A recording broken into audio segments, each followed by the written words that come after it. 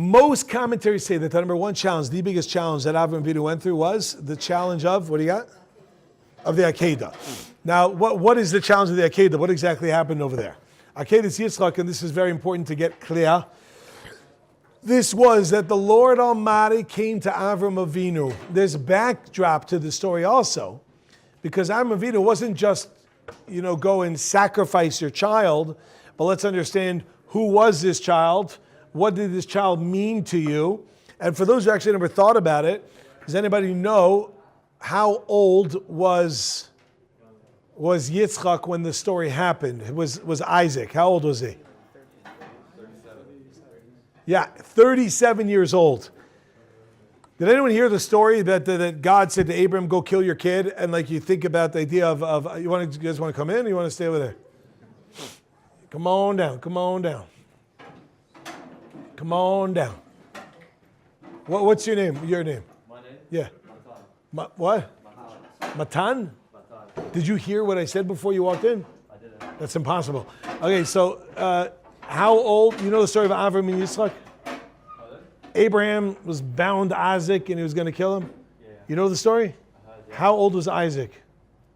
No idea. Guess. No idea. How old? Multiple choice. Was he 3? Was he 37? Or was he 41? I'll go B, 37. That's right. He was 37 years old. That was a good guess. 37 years old. He's very much part of the story. Right? It's usually spoken about as this challenge of Avram Avinu, but not really spoken so much about the challenge of Yitzchak, of Isaac. Because he also was challenged over here. What was the challenge? And he says, he could have fought back.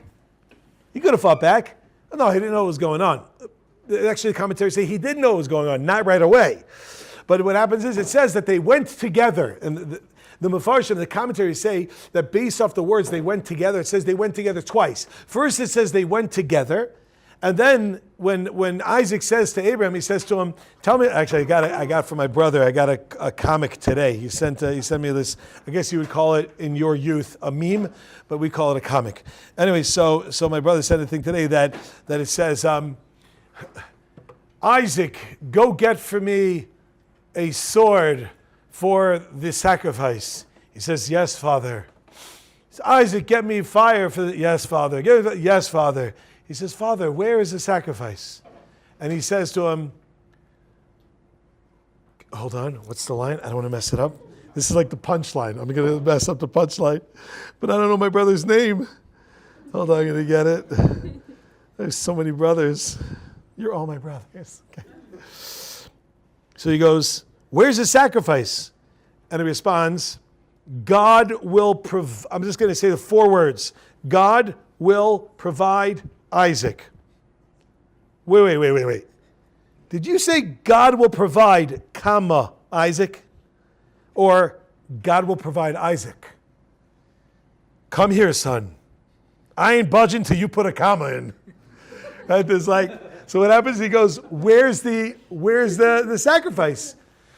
And he says, God will provide the sacrifice. And Isaac understood from that he meant, I'm going to be the sacrifice. And then again, the Torah repeats the words, Vayelchu shneim yachdav, and they went together. You already said that. Why are you saying it again? So the commentators explain. The first time it says Vayelchu shneim yachdav, it means that when Abraham and Isaac were walking towards the mission for him to go slaughter his own son, on their way there, Abraham knew what was happening. Isaac didn't. So Isaac was going along the way, just take care of business, whatever has to be done. Abraham was going with the same level that Isaac was going. Just like Isaac was going without hesitation, so too Abraham was. And then when Isaac found out what was going on, it says, Vayelchu shneim yachdav, they both went, meaning it flipped around. Even when Isaac knew where he was headed, he continued in the same way, just like Abraham did. Y'all get what's going on? So in other words, they're both ready to do whatever it is that the Lord Almighty wants them to do. God wants me to do this, I'm in. God wants me to do this, I'm in. Now, how old is Abraham at this time? Do a little math. How old? 100 and? Well, let me ask you a question. How old was Abraham when Isaac was born? I thought 100, but You thought 100. So let's say he was 100. Okay. So how old is he at this story? 37. 137. He's 137 years old. He's already been through a lot of tests. There's a bunch of tests that are going on. How's his track record? How's he doing? How's he doing? Straight A's, right? He's rocking it. He's doing well. If you have somebody who does something, succeeds, yeah, what? Come on. What do you think is going to happen the 10th time? This is not complicated math, people. Say it. Likely to succeed, right? And if you would be a betting man, which you wouldn't be because you'd be puzzleitis, but if you were to be a man who would bet, you'd probably bet he's going to succeed. I see this person doing it again and again and again and again and again and again and again, right? So that was 7.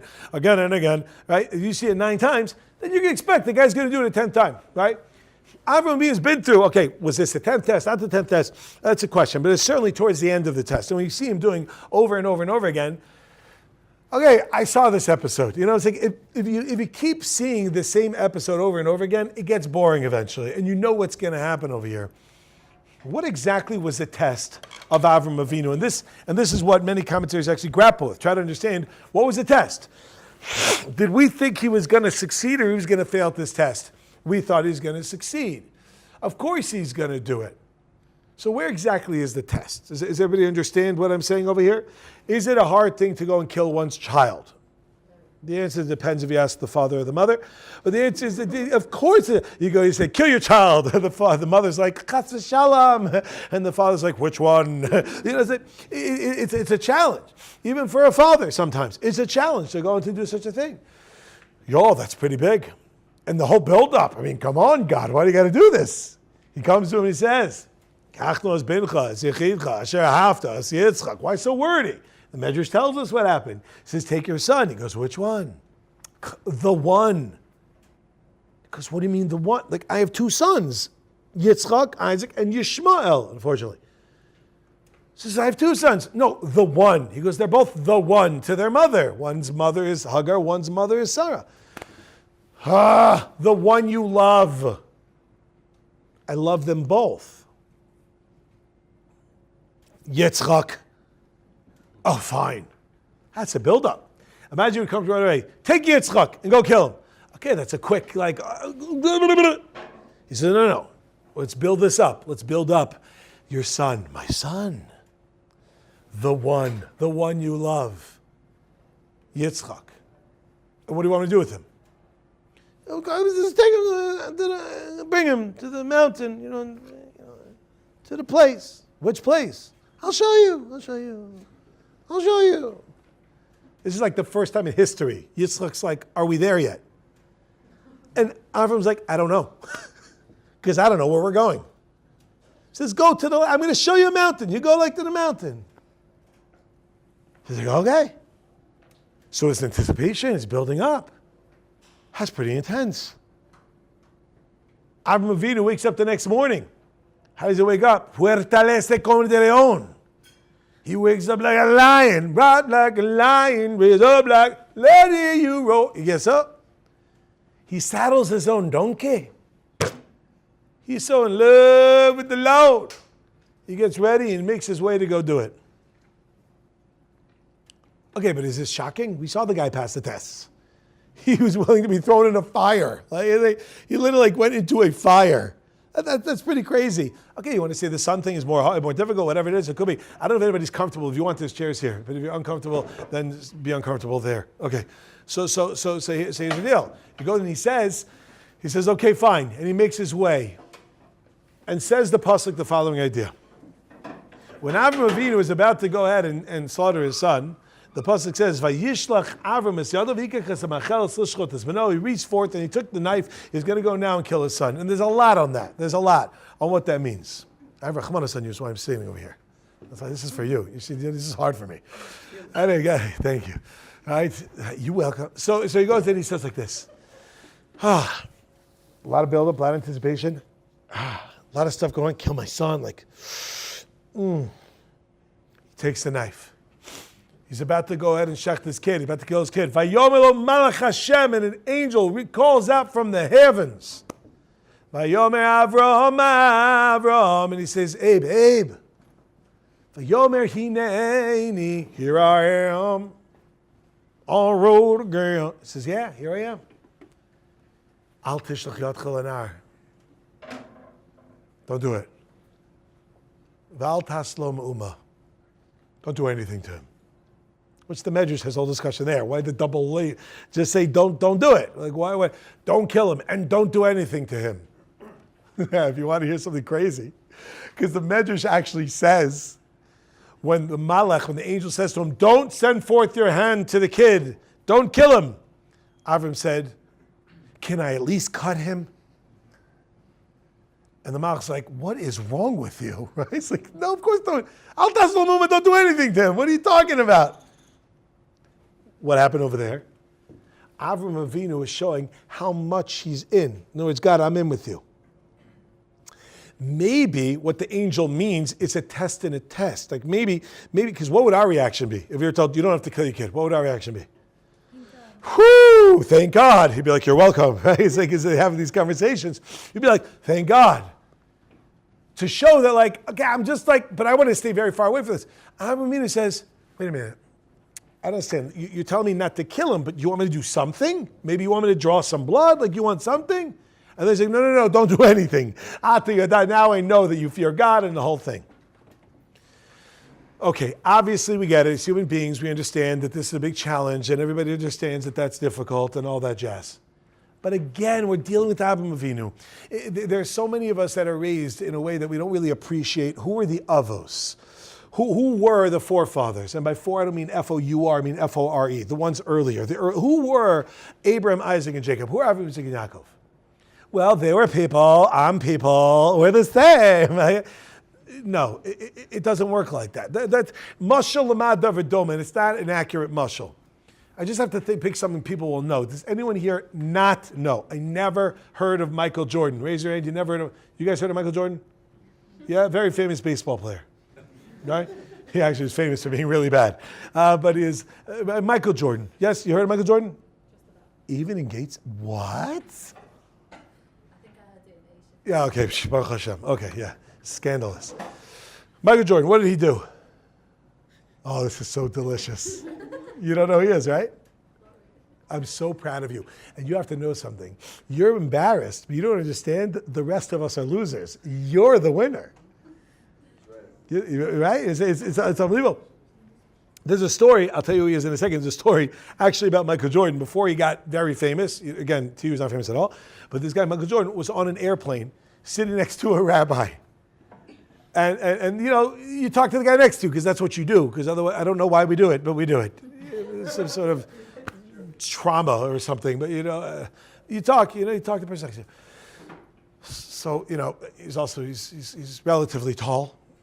He's not so tall. He's average, actually below average for the NBA. 6'6". Yeah, 6'6". Average is 6'7". Actually, probably went up now with like Wembanyama. But the point is that the average is like 6'7".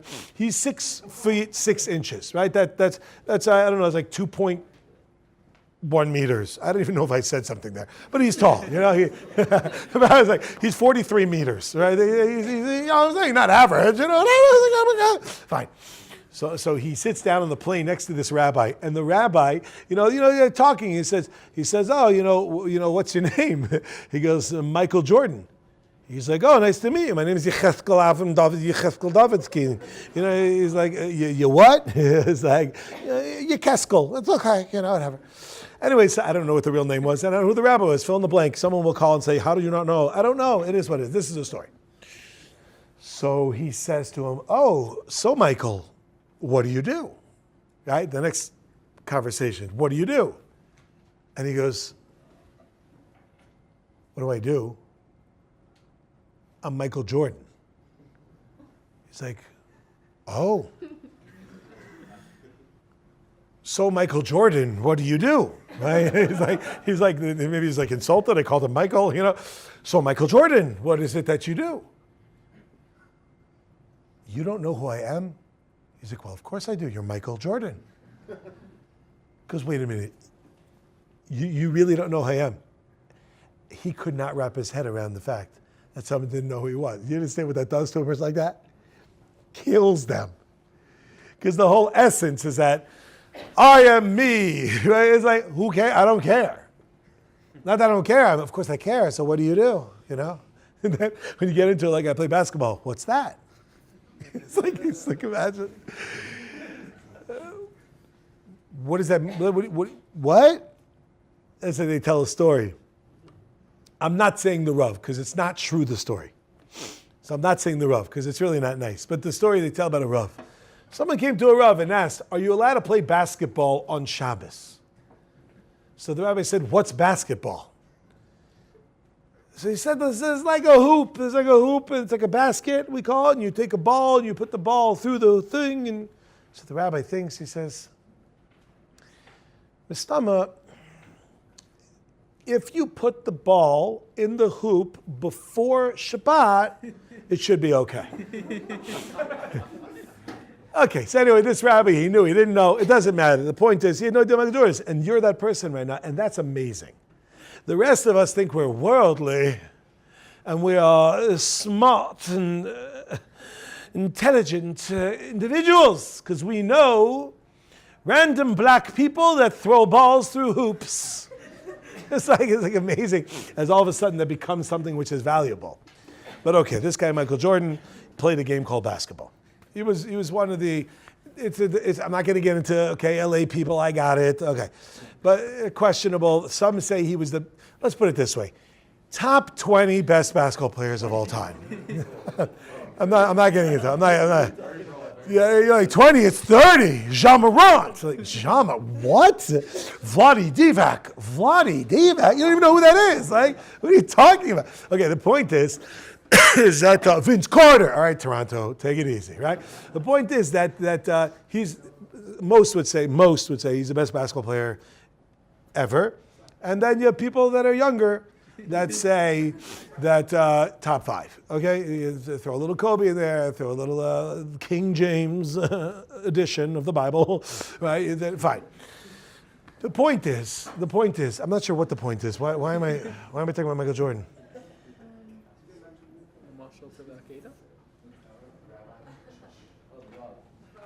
Why am I talking about Michael Jordan? Oh, I got it. I'm back. Welcome back to the show. Whoa, man. If you don't speak any Hebrew, that sentence didn't make sense to you. But anyway, the point is, as an example, imagine somebody says, Michael Jordan plays basketball. I play basketball. What's the difference? Ronaldo, Messi,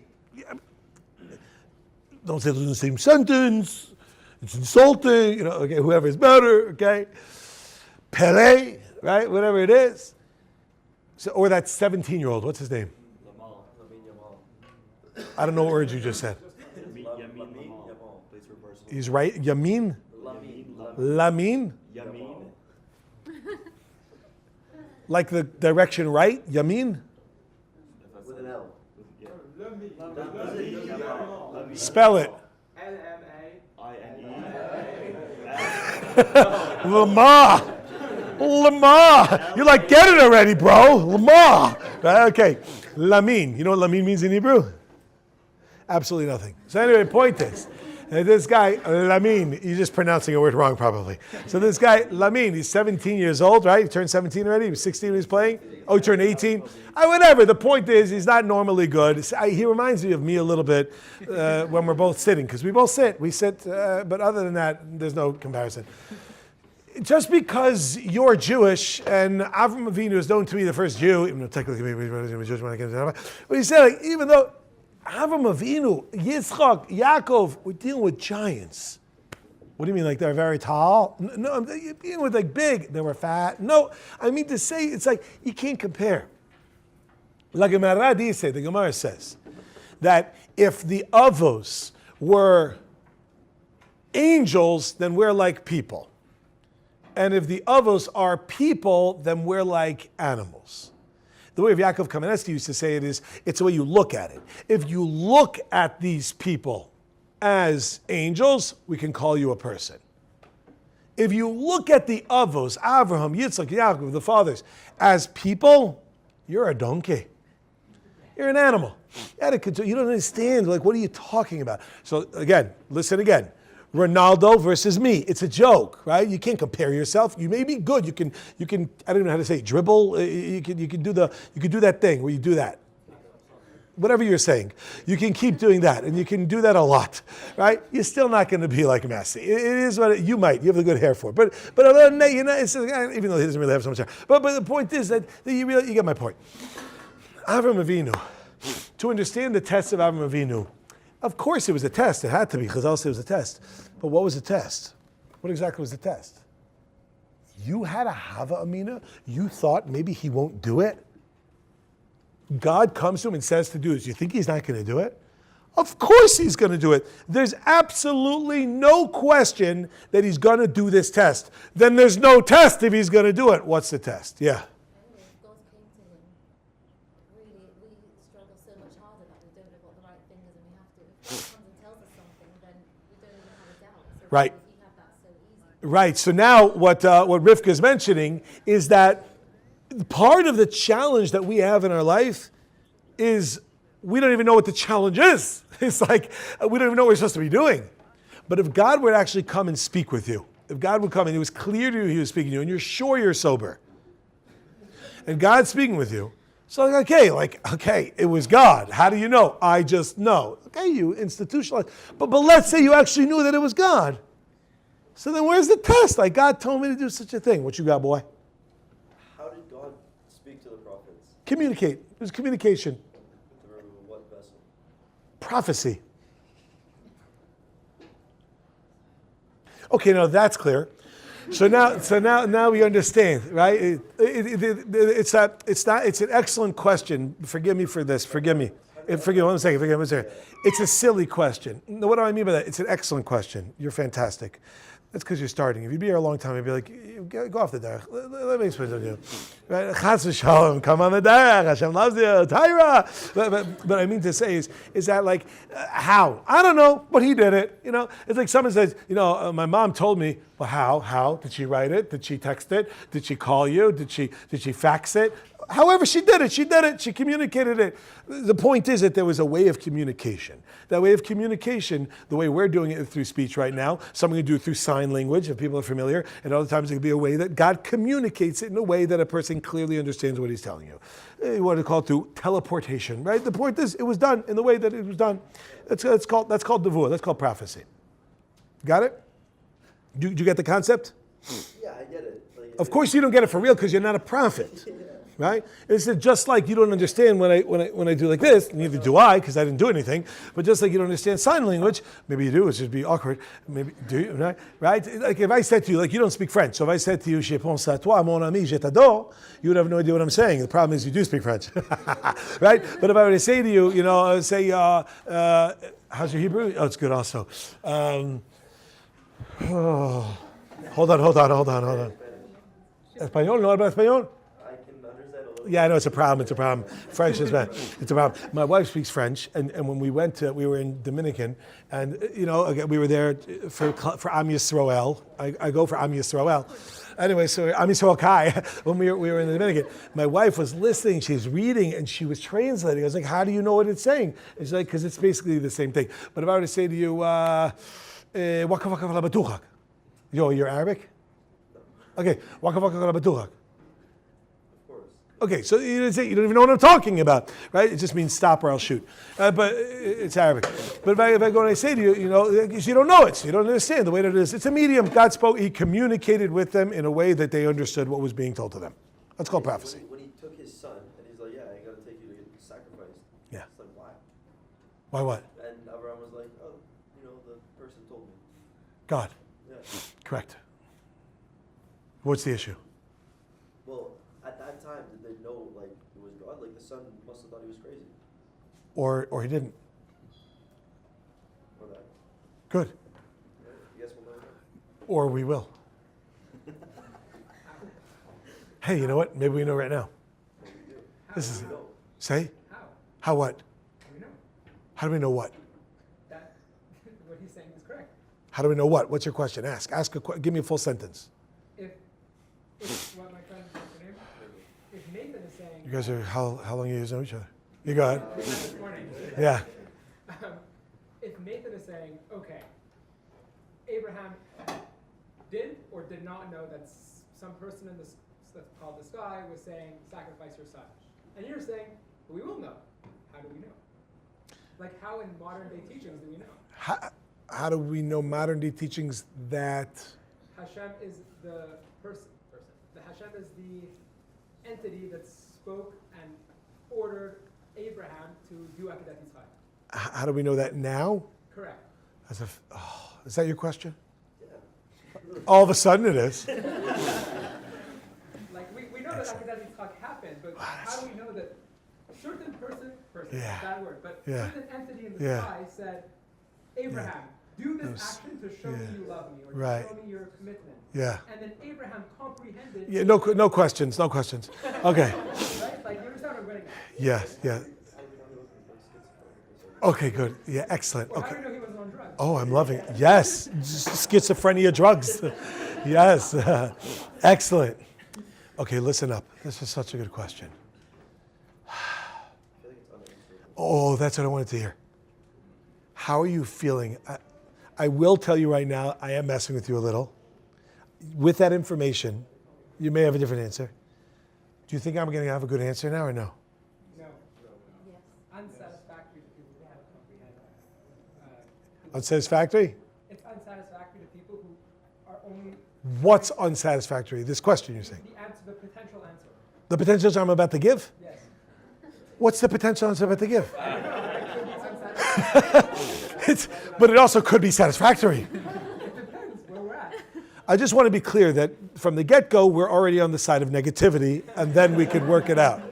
We're on the openness to positivity. We're on the openness of positivity. However, we've already decided Kamala. No. I'm sorry, did I say that out loud? Right, so I meant to say, listen again. You notice that you had a bent, but this I could play with you the rest of the class. Let's go straight into the answer. Listen carefully.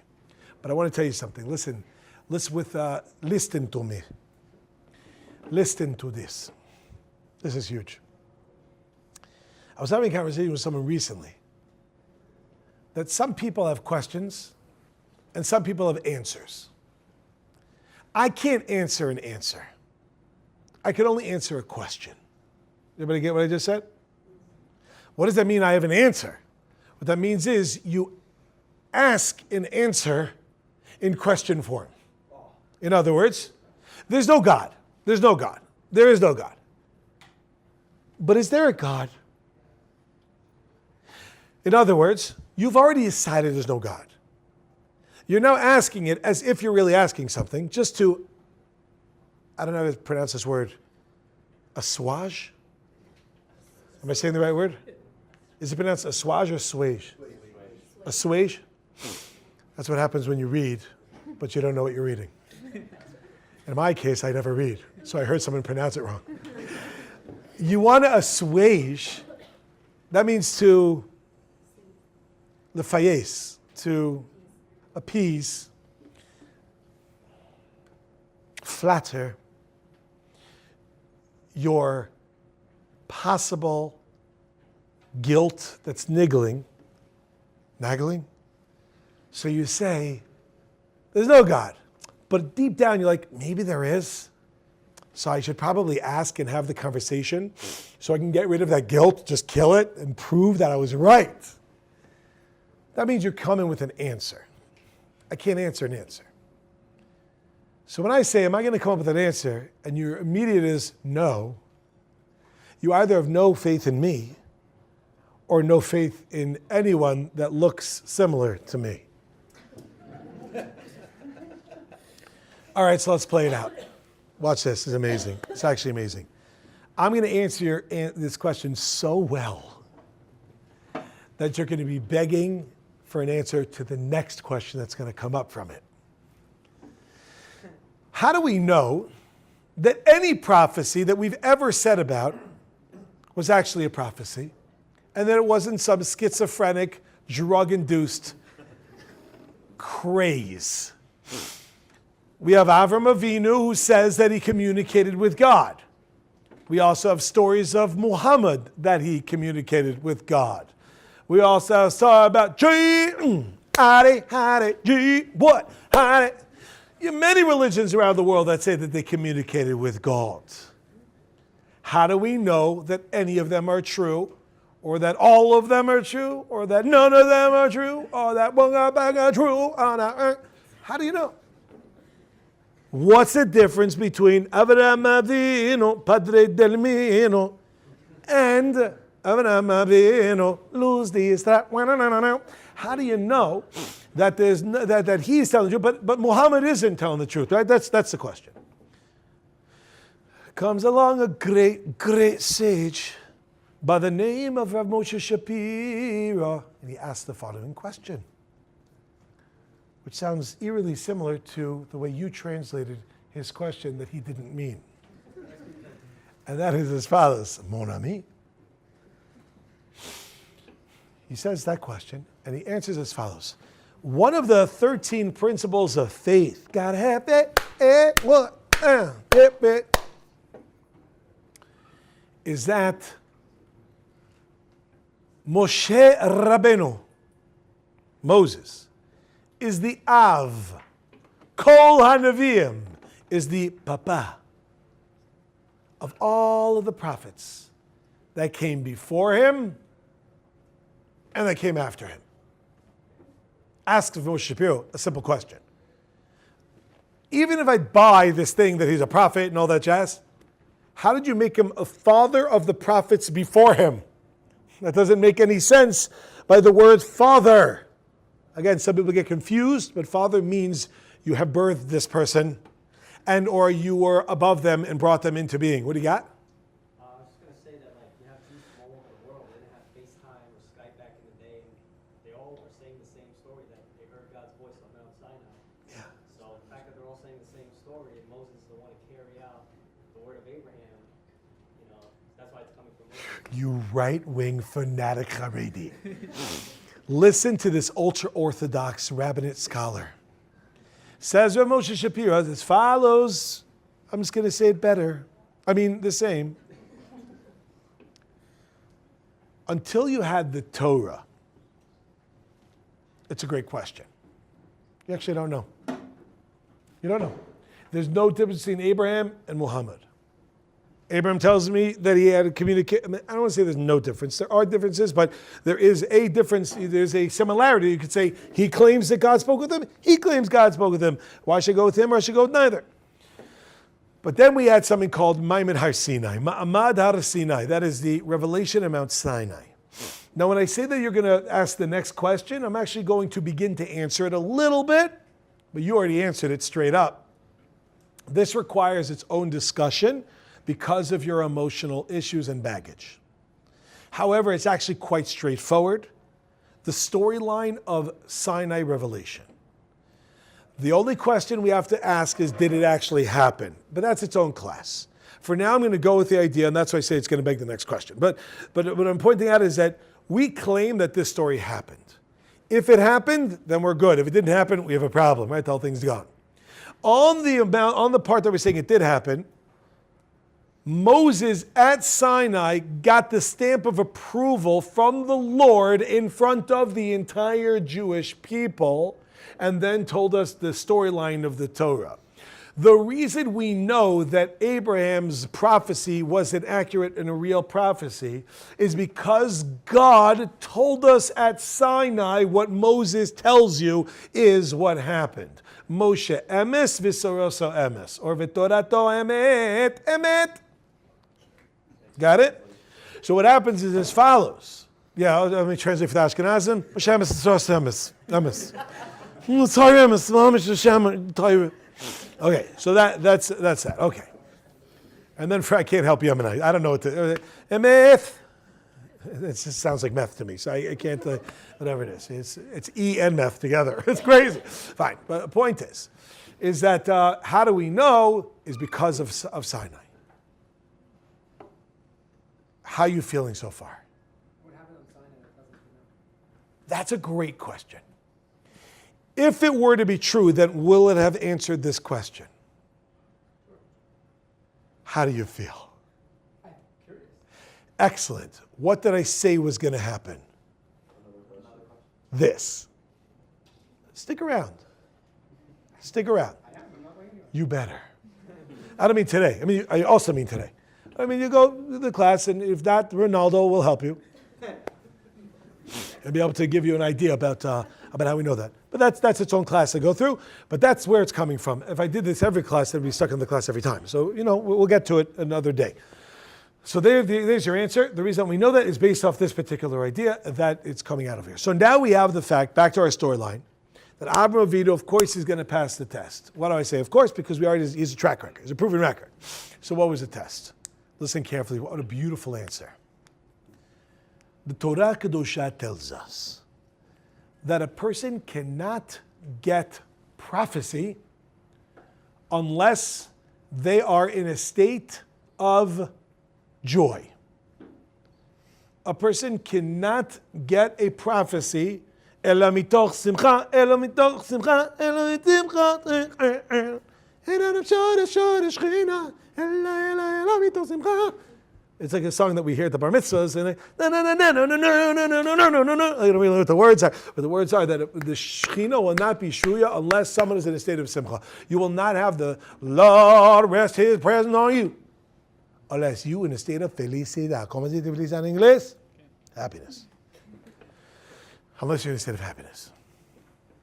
Let me ask all y'all a question. Abraham was told to go kill his kid. Tell me something. Would anybody here feel joy? Again, putting aside the jokes of your kid stole your car and whatever. Would anybody here feel joy, happy, joy, about the fact that they have to go and kill their own kid? You may say, God, if you want me to do something, I got the clarity, you spoke with me, however the communication happened, now we know it's true because of sign, how do we know sign? But okay, but I'm going to be happy about it. That already is a different story. Remember we spoke about happiness the other day. We broke that down hardcore. It gives a little bit more. This also requires an important background to understand what does it mean happy. Happy doesn't mean that a person necessarily is smiling. Happiness is a person understands and is living in the state of awareness that this is the ideal circumstance, even if I don't fully comprehend it. And our actions will be played out whether or not we understand that, which means when I get the fact that my captain or my boss or my mentor knows more than me and they tell me to do something which may not make sense, I'm going to give it my all even without making the sense. I'm still going to give it my all over there. That's living with this idea.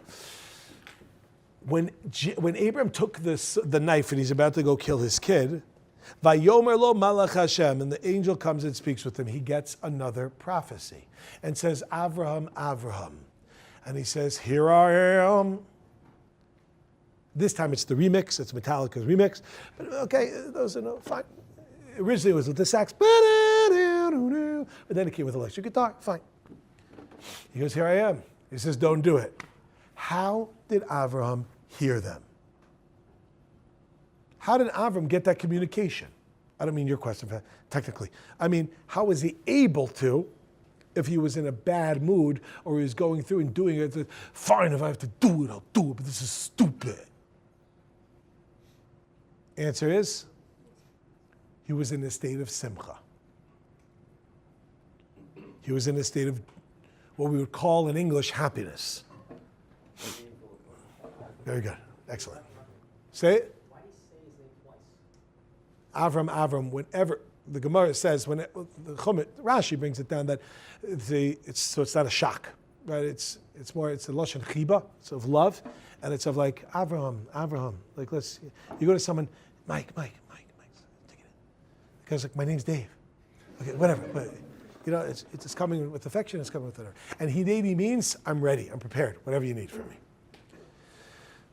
So what happened over here? Say the commentaries. The test of Avram Avinu isn't, are you going to do what I'm asking you to do? The test is, how are you going to do what I'm asking you to do? Many of us in our Judaism, depending on where you are on your journey, and hopefully there is a journey for every one of us, unfortunately, there are many people that are not on a journey. Either they were raised religious and they stay where they are, or they became more on their journey and then plateaued and stayed where they were. We got to keep going higher and higher, higher and higher. We got to be growing. It's not a question, am I going to listen to God? There are many people that are listening to God, but they're listening in a bah humbug. I don't know if that's still an expression, but it used to be in Archie's. They're listening in a way of like, okay, I'll do what I have to do, but they're not doing it in a state of simcha, in a state of joy. The test of Avraham Avinu that he passed with true colors is not just you're going to listen to what I'm going to say, but you're going to do it with meaning, you're going to do it with purpose, you're going to do it mitabren. You're going to do it with the fire, fuego. You're going to do it with the passion. There's a hunger inside you. They are great. You're going to do it like Tony does it. If you don't know what I mean, you don't know what I mean. But if you know what I mean, you know what I mean. Advertising. I never liked Frosted Flakes. Never liked them. I thought that it was just like, it was gross. I really felt it was gross. I like sugar. I love sugar. I'm a sugar fan. But it's just like cornflakes with just like sugar on it. This is like, ew. But the point is, and if you disagree with what I'm saying, just get up and leave. I'm kidding. Like, shoot, again, turn the camera please on them. Okay, like this. Right? So this is, friends, at the end, what we're pointing out. Is that, yes, of course, for us, it would be a very difficult test to even listen to the word of God in the first place. But for Avraham Avinu, that wasn't the challenge. The challenge for Avraham Avinu is not if, but how. And that challenge also now flips back onto us. When we go and we do something, how do we do it? Sometimes it's not what we say, it's how we say it. Sometimes it's not what we do, it's how we do it. I'll give you one example, and then I'm running. The example is, there's a mitzvah to give tzedakah. You have a person who's down and out, and they need help with some money financially. The ideal way of doing it is to give them a job. Give the person a job. Let them make a parnasa. That's the ideal way of doing it. Even the more ideal is like finding a way to get someone a job that you don't even know who they are, and they don't know who you are. Like, okay, fine. But the person needs the money. So you go ahead and you say, okay, listen, I'm down and out. Can you help me out? Get a job, bro. Like, it's ridiculous. Like, fine, here. I'm in a rush, please. She slams the door. That's a way. Chazal teach us, Gemara and Kiddushin says, you do it like that, you miss the whole point. Part and parcel of every mitzvah, of every commandment we do, of every connection point we're involved with, is that I'm doing this with an understanding that, hey, this is something which is good for me. This is something that Hashem wants from me. This is something which is allowing me to serve God and get closer. And therefore, I'm not only going to do it, but I'm going to do it with joy. And I'm going to do it with happiness. I'm going to do it with simcha. I'm going to do it in a state where I'm not only just doing it, but I'm involved that it becomes a part of me. It became a part of me. Like I saw a great line once. It's like, so you've been through the mitzvah, but has the mitzvah been through you? It's got to be in a way that it penetrates us, that it's not just like something that I'm involved with, but it's something that's a part and parcel of who I am. Yeah, what do you got? The Torah doesn't mention that Abraham and Isaac leave Mount Moriah together. Yeah. It just says that Abraham went with his young men and they departed. It doesn't mention Isaac at all. Is there any explanation for that? When you say doesn't mention, do you mean by name? Yeah, that is correct. There happens to be, are you bringing up something? Are you alluding to something? I'm just interested to know if you have an explanation.